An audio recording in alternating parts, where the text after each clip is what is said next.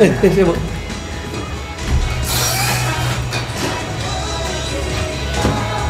Silakan Pak. Oh ya. Nggak lagi banyak Pak.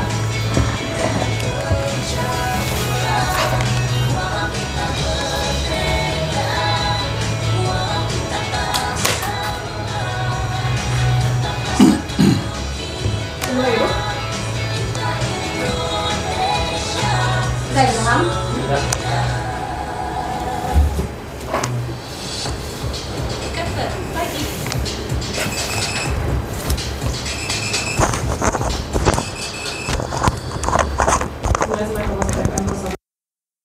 Informasi dan inspirasi pendengar saat ini.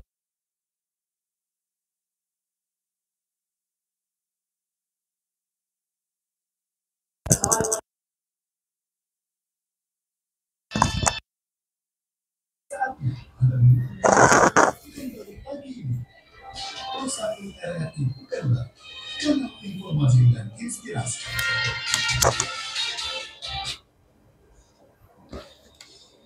Assalamualaikum warahmatullahi wabarakatuh. Selamat pagi saudara pendengar.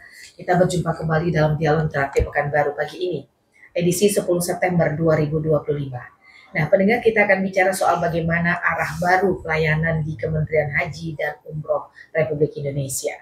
Nah, kita akan membahasnya bersama dengan Ketua Dewan Pimpinan Wilayah Ikatan Persaudaraan Haji Indonesia atau IPHI Riau, Bapak Dr. Haji Asyari Nur SH MM, yang sudah hadir di studio RRI pada pagi hari ini.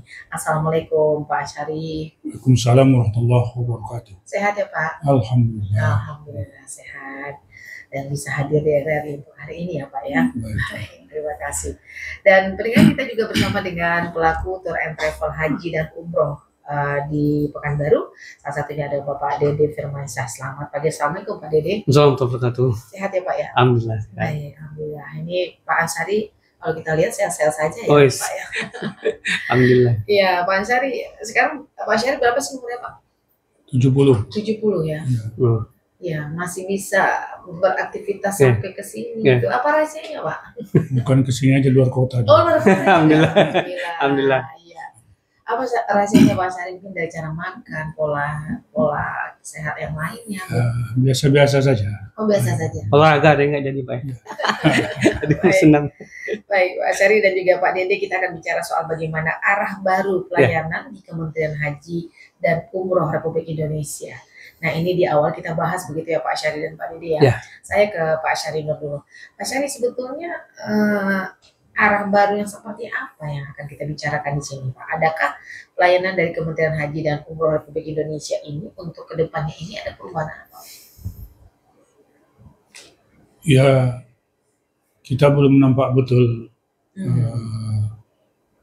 yang dilaksanakan ke depan ini. Tapi yang jelas kan ada niat baik. Baik. Ada niat baik pemerintah untuk menangani secara khusus tentang haji dan umroh ini. Karena kegiatan umroh ini tiap hari. Iya. Bukan tahunan, kalau haji tahunan. Iya. Bahkan di Mekah dan Madinah itu, tanah suci, ke Arab Saudi itu jutaan jemaah kita di sana, masyarakat Setiap Indonesia hari ya? setiap hari. Iya. Jadi perlu juga ada penanganan secara khusus. Nah, walaupun selama ini Kementerian Agama itu juga ada satu lembaga, nah dia ada satu unit Dirjen Haji kan. Tapi ini musiman sekali setahun. Tapi kegiatan umroh ini tiap hari. Tiap hari. Jadi mungkin melihat potensi-potensi inilah, maka pemerintah perlu menangani secara khusus. Walaupun kita lihat antara suasana kita efisiensi anggaran, Ya. tapi ada kebijakan penambahan, tapi tidak tahulah ke depan bagaimana pemerintah. Tapi itu ada niat baik pemerintah Ya. untuk melihat perkembangan kemajuan dari kegiatan umroh ini. Ya. Betul.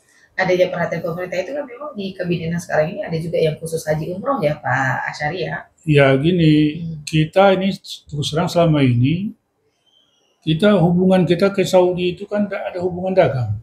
Ya. Diplomasi kita hanya hubungan ibadah. Pendidikan. Ya.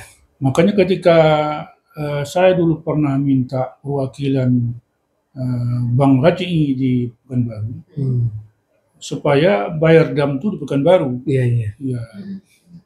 Ternyata hubungan diplomasi dagang kita tidak ada dengan mereka. Jadi lucu juga. Nah, saya pernah di sidang di DPR RI Komisi 8, saya sampaikan juga bahwa sungguh sangat aneh.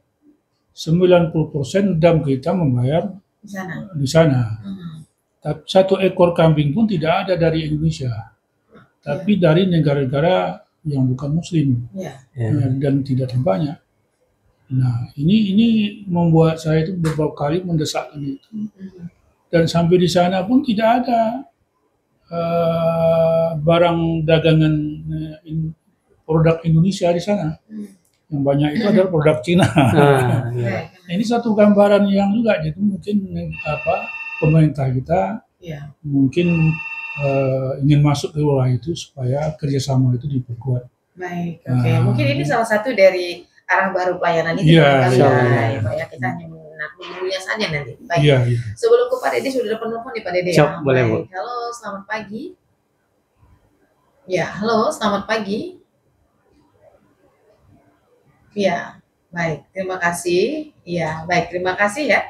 Untuk Anda yang ingin berinteraksi bersama kami, silakan di telepon 0761 25111 24595 di 0811 7673 991. Baik, untuk pelaku tour and travel haji dan umroh di Pekanbaru, Pak Dede, apa sih sebetulnya Pak arah baru yang akan kita terima ini, atau ada sudah tahu apa gitu sumber dari Pak Dede? Baik, terima kasih.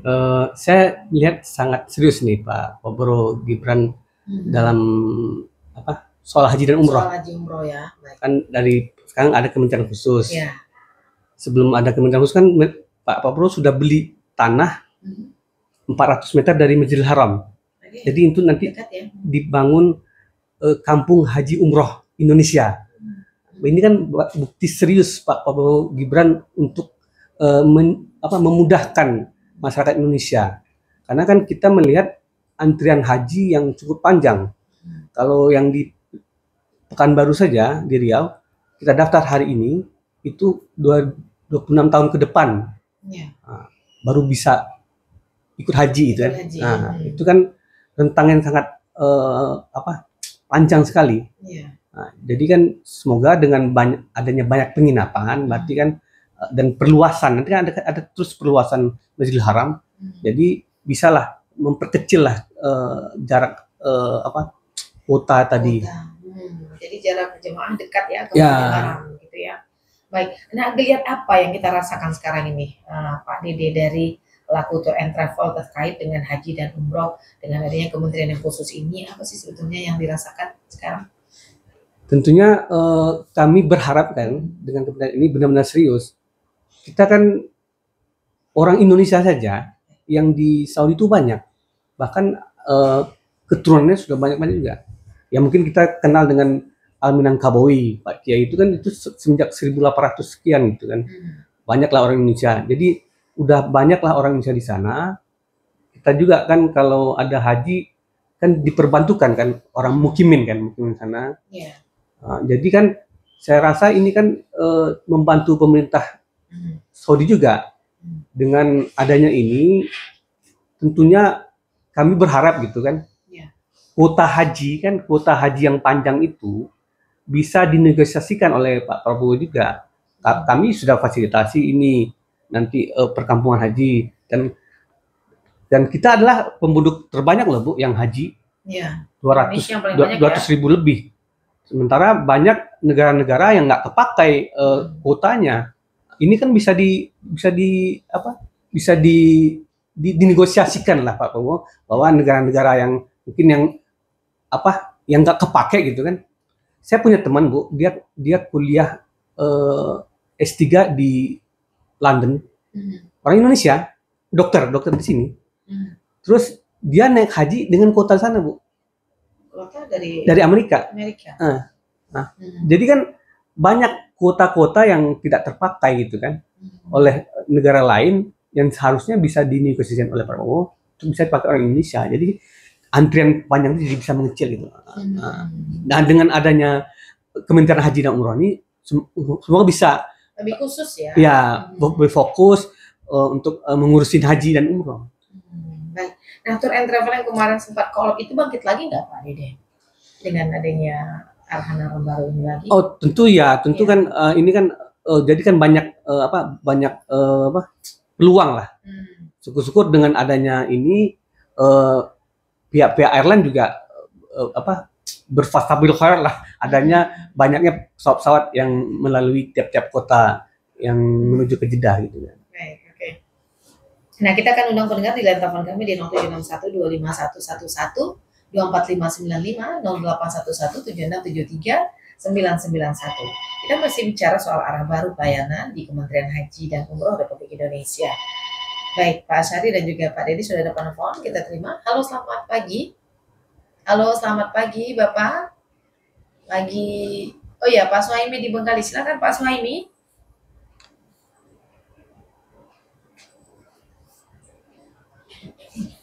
Iya, betul. Salam. Iya, betul, Pak. Yuk, kenal.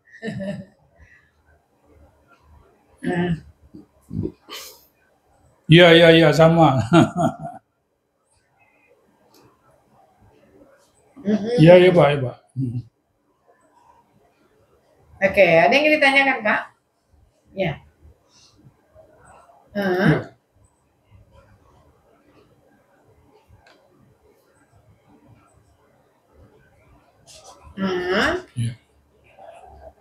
Ya. Terus Pak Suhaimi, halo? Pak Suhaimi?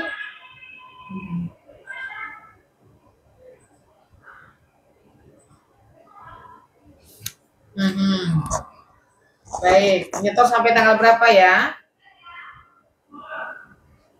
Ya, baik, Pak Suhaimi, halo Pak Suhaimi. Ya, baik. Ya, baik, ya.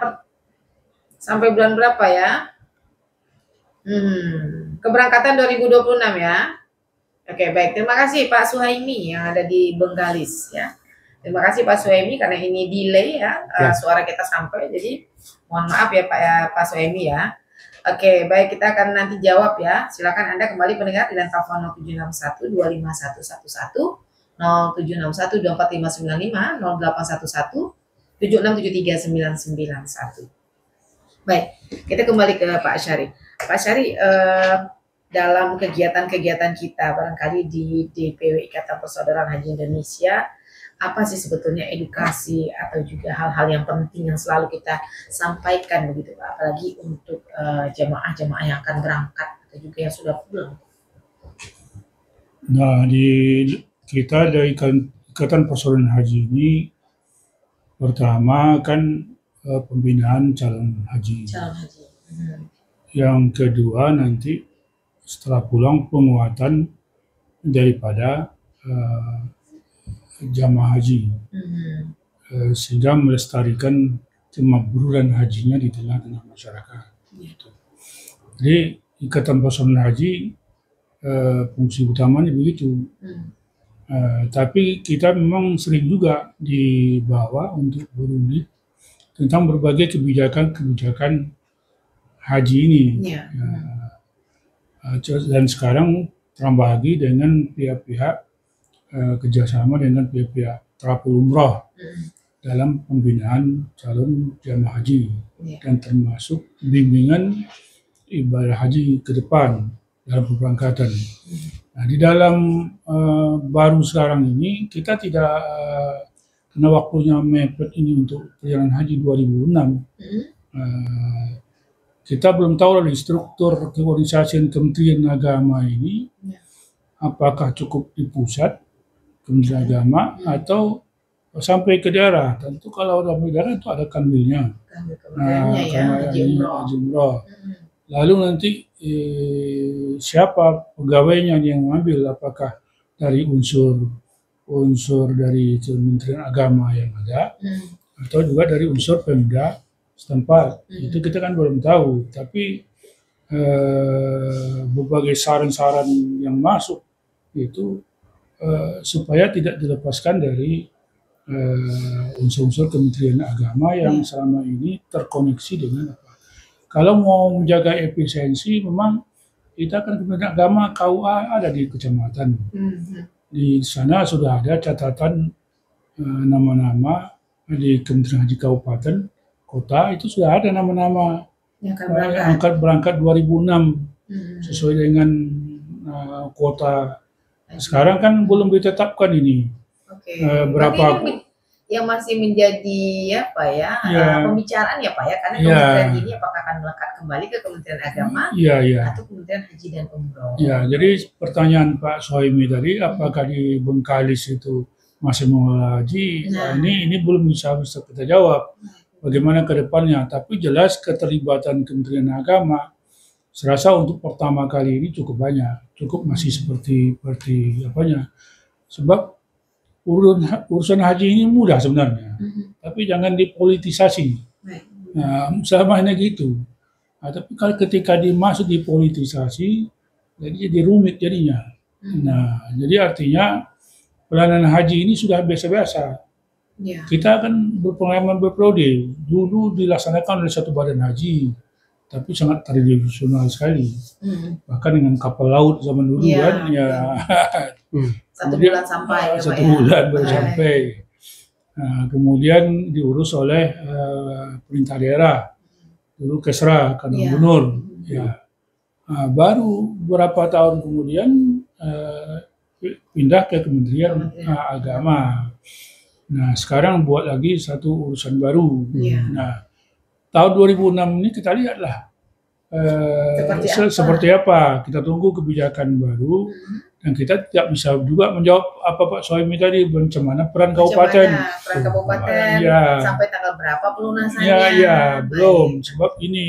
Sebab kuota pastinya aku kan belum dapat tawar menawarnya.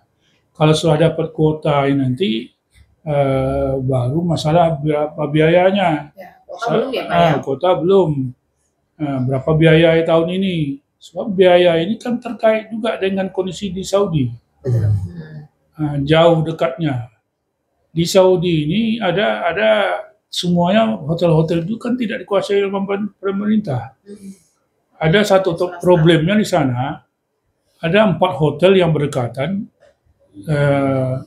Satu hotel tidak memenuhi syarat untuk jemaah haji.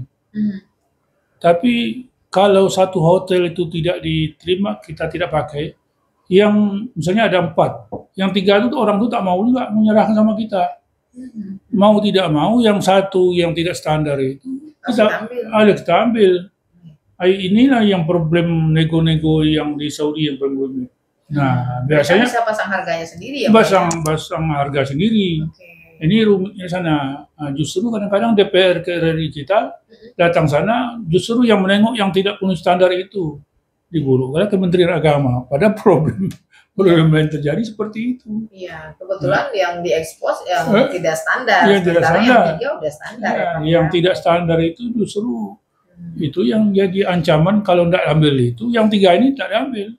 Kalau 3 ini tak diambil, rumit lagi kita mencarinya. Dan akan jauh dari. Karena mereka sudah punya grup ya Pak ya? Punya grup. Nah, jadi grup mereka itu harus diambil semua. Ya, ini negosiasi inilah yang problem yang selama ini, sehingga menentukan anggaran haji itu rumitnya di situ. Karena memang nanti harganya nggak sesuai dengan yang kita sampaikan. Di sana lebih mahal ya Pak ya. Baik. Oke, untuk Pak Sohimi kita tunggu saja Pak Sohimi ya, karena memang ini ada kementerian baru Haji dan Umroh. Apakah ini nanti akan urusannya ke kantor agama atau ke kementerian yang baru belum tahu, tapi belum ada sinyal ya Pak ya? Ya kita kena sudah di luar instansi pemerintah. Kita tanya pun sama orang kantor agama, belum ada kepastian. Belum ada kepastian juga ya, karena memang ini ranahnya di kementerian semuanya begitu ya. Baik, oke. Nah kembali nih Pak Dede, kalau mendengarkan cerita Pak Masyari tadi bahwa memang soal harga dan lain sebagainya itu menentukan juga kelas mana yang akan kita masuk untuk umroh. Tapi kalau untuk haji sudah ada angkanya ya dari pemerintahnya. Untuk umroh ini kan ada harganya yang grade 1, grade 2, grade 3 begitu. Nah, bagaimana juga dari travel haji dan umroh mensiasati ini, Pak? Apalagi sekarang sudah ada arahan-arahan baru barangkali. Nah, itu bagaimana soal tarif? Oke. Soal tarif ini sebetulnya kami nih pelaku umroh ini memprihatinkan lah. Ya. Karena ada kami bilang itu harga harga banting lah gitu kan. Ini kan jadi nggak sehat kan sebetulnya. Jadi standar dari Kemenak itu pihak travel umroh hanya boleh menjual itu minimal 23 juta. Minimal? Ya, 23 juta. Tak boleh di bawah itu ya? Tidak boleh itu. Kalau di bawah itu izin dicabut. Tapi kenyataannya di daerah-daerah masih ada gitu. Ada yang saya lihat ada yang 22 juta. Ada yang 20, 21 ada yang masih. Itu 21 kan bukan. Ini kan tidak terjangkau sama Kemenak atau gimana. Jadi timbul ini ketidaksehatan sebetulnya. Dan sebetulnya kan ini kan soal misalnya 23 juta itu. Si jamaah kan nggak tahu itu jarak hotelnya jauh atau tidak itu. Berapa hari di Mekah, berapa di Madinah. Ya. Dia taunya murah aja. Nanti pas ikut gitu ya. Ikut aja. Cuman pas dia sampai ke Mekah nanti jauh kali ini 2 kilo deh. Saya berharap kalau soal umroh ini jangan ini kan murahan jadinya. Dan tidak ada persaingan sehat jadinya, Bu. Ya. Intinya dia berani jual rugi, yang penting ke kami gitu. Ini kan nggak baik sebetulnya. Semoga pemerintah juga menjadi perhatian khusus. Apalagi nih haji umroh kan ada kementeriannya. Sekarang gini, mereka menjual 23 juta, oke? Nanti mohon maaf saya nih, nanti pas di Malaysia, maaf Pak, ini ada kurang karena dolar naik. Kalau nggak di Mekah, maaf Pak, ini kurang kita tambah lagi. Tambah lagi karena ada perubahan hotel. Pak ini Bu, saya rasa ini zolim dan tidak halal karena akadnya 23 juta. Terus pas sampai di Malaysia jadi 26 juta. Saya nggak usah, saya kasus ke saya ya. Saya ada anak dan ibu naik travel umroh. Yang anaknya naik travel saya 29.500.000 naik bulan November. Bulan September. Terus ibunya bilang, travel kamu tuh mahal katanya. 29.500.000. Ini Bu ada nih 26 juta katanya. Ibu tuh berangkat November. Setelah itu ibu tuh harus menambah pakai iPhone lagi, pakai bayar Taif lagi. Akhirnya ibu tuh membayar 30 juta. Nah, yang ini kan harusnya juga terdeteksi oleh Kemenak gitu. Ini kan nakal jadinya. Cobalah, akadnya 26 juta. Terus dia membayar lagi jadi 30 juta. 4 juta ini halal nggak? Harusnya MUI juga menjadi celah ini. Ini gimana ini?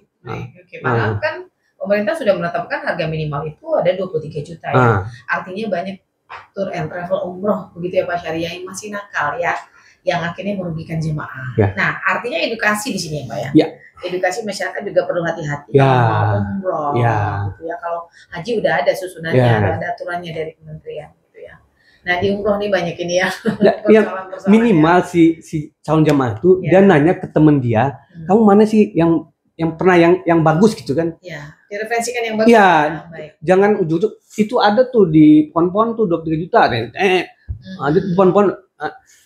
Ada waktu itu dia bilang promo 23 juta. Pas itu datang ke kantornya, maaf Bu, itu yang 23 juta udah habis periodenya. Sekarang harganya segini ya. Ini gimana? Ini aduh. Astagfirullah. Ini banyak terjadi ya Pak. Ya, semoga ini jadi perhatian khusus lah buat pemerintah itu. Ini kan udah ada di Kementerian Haji dan Umroh. Artinya harus ada warning lah ya. Iyalah. Untuk travel yang nakal ini ya. Nah, selama ini belum ada tindakan ya? Sejauh ini Masih aman-aman aja ya? Nggak tahu saya, Nggak tahu ya? nggak tahu, saya nggak tahu. Nggak tahu ya, tapi itu harapan ya? Ya, dari harapan. travel ya, jadi persaingan harga juga membuat Ya. apa nggak sehat jadi Ya. gitu ya. Baik. Dan harusnya si masyarakat juga tahu, kan ada tuh travel umroh yang sudah tutup.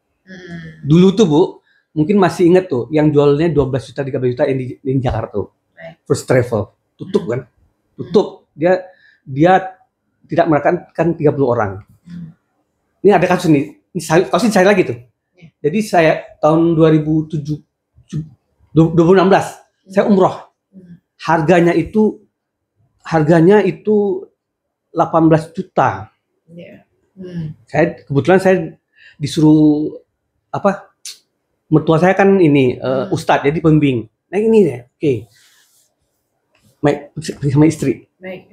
Saya di bulan Maret tuh saya masih takdir. Saya nggak mungkin bilang sama istri.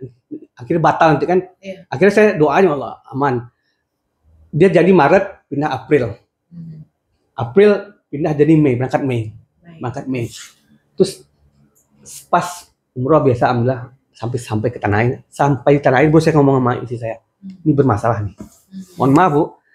2018 kan 18 juta kan. Saya kan kebetulan saya ketua ASITA, Association Tour and Travel. Saya ditelepon sama wartawan. Pak, ini gimana Pak tindakannya Pak? Kan mereka sudah tidak merekatkan 1.000 orang. Saya bilang, apakah pemerintah atau aparat terkait menunggu seperti First Travel yang 30.000?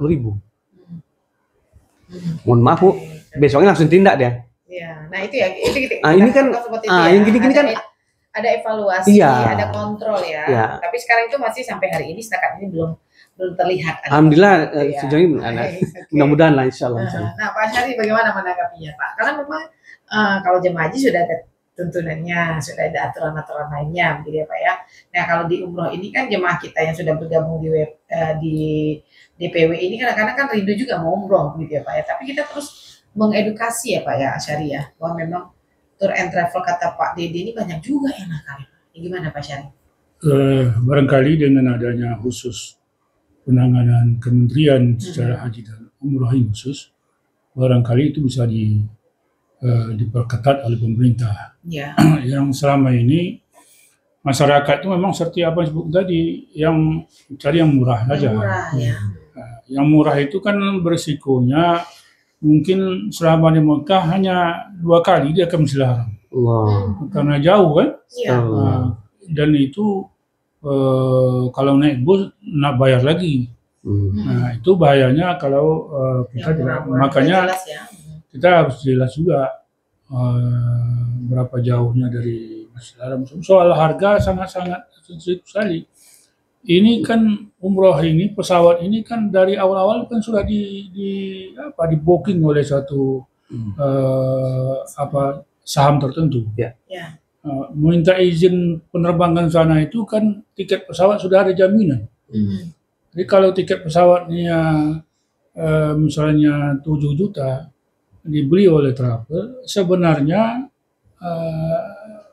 bagi yang sudah memborong pesawat itu sudah dapat sendiri dia. Jadi bisnis di atas bisnis. Jadi orang travel ini sebenarnya sudah membeli di atas orang yang memborong keberangkatan pesawat itu dalam sistem bisnis itu main internasional itu. Termasuk juga hotel. Nah, jadi jemaah umroh kita ini harus terlindungi secara hukum. Ini maksudnya di Kementerian baru kan itu. Ada jaminan hukum. Ada jaminan hukum. Makanya ini ada pembentukan Kementerian baru ya. Kita kan ada jemaah umroh yang terlantar, jemaah haji yang terlantar. Ada yang tertipu segala macam ya. Ada undangan khusus, tahu-tahunya tidak ada undangan khusus. Kuota di luar dari ketentuan pemerintah kan.